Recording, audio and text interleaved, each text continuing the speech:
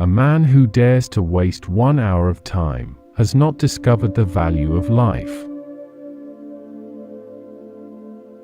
The love for all living creatures is the most noble attribute of man. The mystery of the beginning of all things is insoluble by us, and I for one must be content to remain an agnostic. The survival of preservation of certain favored words in the struggle for existence is natural selection.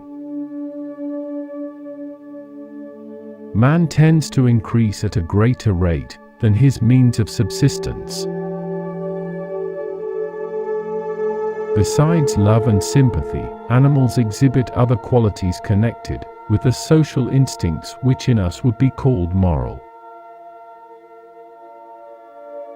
Man selects only for his own good, nature only for that of the being which she tends. We stopped looking for monsters under our bed when we realized that they were inside us. Man is descended from a hairy, tailed quadruped, probably arboreal in its habits.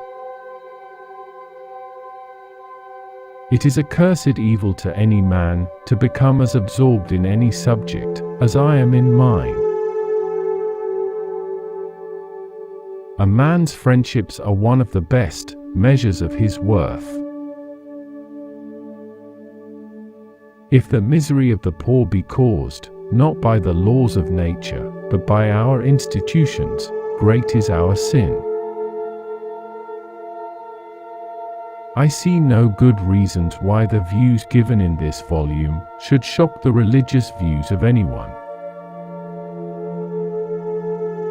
An American monkey, after getting drunk on brandy, would never touch it again, and thus is much wiser than most men. If everyone was cast in the same mold, there would be no such thing as beauty. Freedom of thought is best promoted by the gradual illumination of men's minds, which follows from the advance of science. It is so important to bear in mind the probability of conversion from one function to another. If it wasn't for seasickness, all the world would be sailors. I am not apt to follow blindly the lead of other men.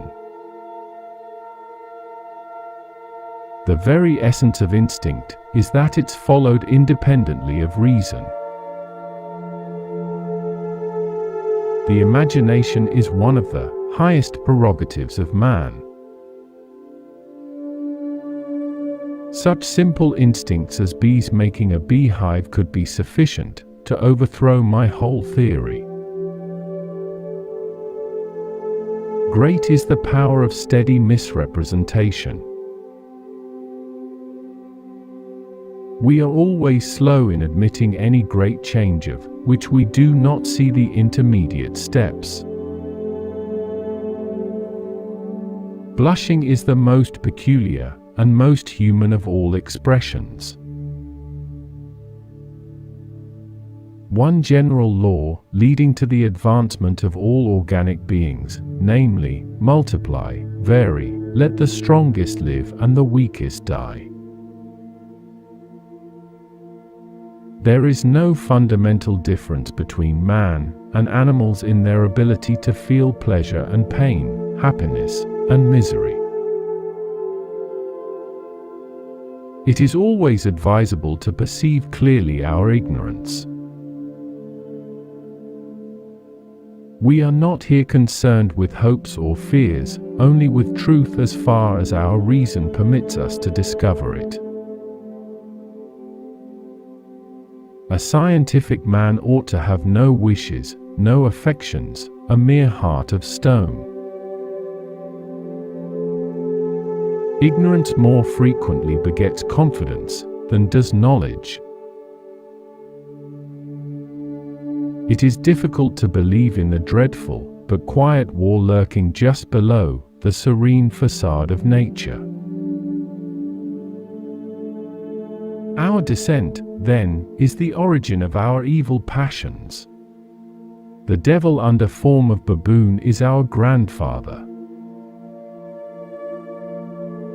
Origin of man now proved. Metaphysics must flourish. He who understand baboon would do more towards metaphysics than Locke. A naked man on a naked horse is a fine spectacle. I had no idea how well the two animals suited each other. We will now discuss in a little more detail the struggle for existence. Light will be thrown on the origin of men and his history.